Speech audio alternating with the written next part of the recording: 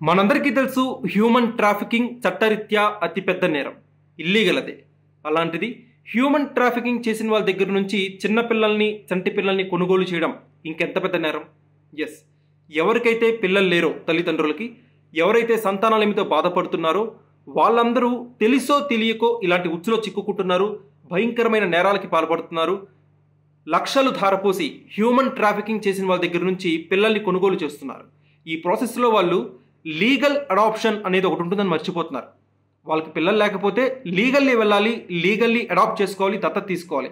అలా కాకుండా ఇలా అడ్డదారులో అంగట్లో సరుకుల్ని కొంటున్నట్టు హ్యూమన్ ట్రాఫికింగ్ చేసిన వాళ్ళ దగ్గర నుంచి పిల్లల్ని కొంటే ఏదో ఒక రోజు అది బస్ట్ అవుతుంది, ఖచ్చితంగా అది సెన్సేషన్గా మారుతుంది. అఫ్ కోర్స్ ఇందులో మానవతా కోణం కూడా ఉంది. పిల్లల్ని కొనుగోలు చేసిన సదరు తల్లిదండ్రులు వాళ్ళ ఆలనా పాలన బాగా చూసుకుంటున్నారు, చక్కగా పెంచుతున్నారు, వాళ్ళతో ఒక బంధం కూడా ఏర్పరచుకుంటున్నారు.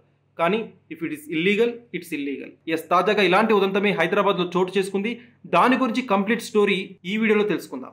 హైదరాబాద్ మేడిపల్లిలో నెల నుంచి 2 ఏళ్ల వయసున్న పిల్లల్ని అమ్ముతున్నారన్న పక్కా సమాచారంతో రాచకొండ పోలీసులు రైడ్ చేశారు.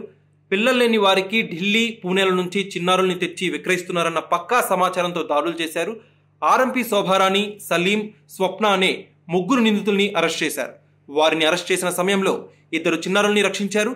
ఈ కేసుపై మరింత లోతుగా దర్యాప్తు చేసి మానవ అక్రమ రవాణా రాకెట్ వ్యవహారం గుట్టురట్టు చేశారు. దీని వెనక ఉన్న మాఫియాని బయటపెట్టేలా చర్యలు తీసుకుంటున్నట్టు చెప్పారు రాచకొండ సిపి తరుణ్ జోషి. పేద కుటుంబంలోని పిల్లలే టార్గెట్గా ఈ దందా సాగుతోంది.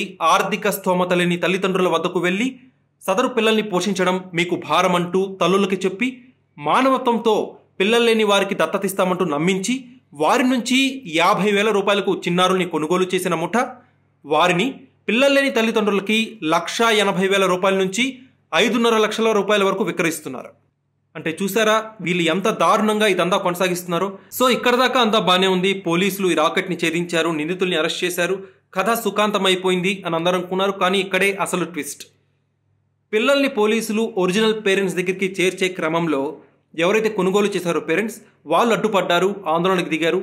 పిల్లల్ని మా నుంచి దూరం చేయొద్దని చెప్పి ప్రాధేయపడ్డారు, కన్నీటి పర్యంతమయ్యారు.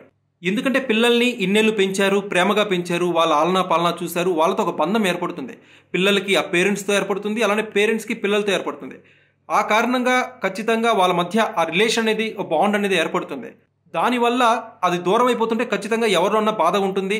సో ఇది మానవతా కోణం కూడా ఇందులో ఉంది. కాబట్టి వాళ్ళు ఏమన్నా ఒరిజినల్ పేరెంట్స్ కనుక దొరకకపోతే లీగల్ అడాప్షన్ ప్రాసెస్ ఏమైనా ఉంటే పోలీసులు వాళ్ళకి గైడెన్స్ ఇవ్వాల్సిందిగా కొంతమంది నెటిజన్స్ కూడా వాపోతున్నారు. అట్ ద సేమ్ టైం కొనుగోలు చేసిన తల్లిదండ్రులు తీవ్ర ఆవేదన వ్యక్తం చేస్తున్నారు. లక్షలు పోసి కొన్నాం, పైగా ఇన్ని రోజులు మమకారంతో పెంచుకున్నాం, మా పరిస్థితి ఇప్పుడు ఏంటంటూ వాళ్ళు ఏడుస్తున్నారు అన్నమాట. దానికి పోలీసులు ఇస్తున్న ఆన్సర్ ఏంటంటే ఎవరికైనా పిల్లలు లేకపోతే దత్తత తీసుకోవాలి అనిపిస్తే చట్టబద్ధంగా తీసుకోవాలి. ఇది చాలా ముఖ్యమైన విషయం. ప్రతి ఒక్కళ్ళు కూడా దీనిపై అవగాహన లేకపోతే ఖచ్చితంగా అవగాహన పెంచుకోండి, చట్టబద్ధంగా దత్తత తీసుకోండి. అంతే తప్పితే ఇలాంటి అడ్డదారులో వెళ్ళి మోసపోకండి. చట్టరీత్యా నేరం కూడా.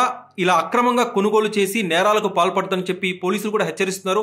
ఒకవేళ ఇలాంటి నేరాలకు పాల్పడితే వాళ్ళకి శిక్ష కూడా విధించే అవకాశం ఉందని చెప్పి పోలీసులు హెచ్చరిస్తున్నారు.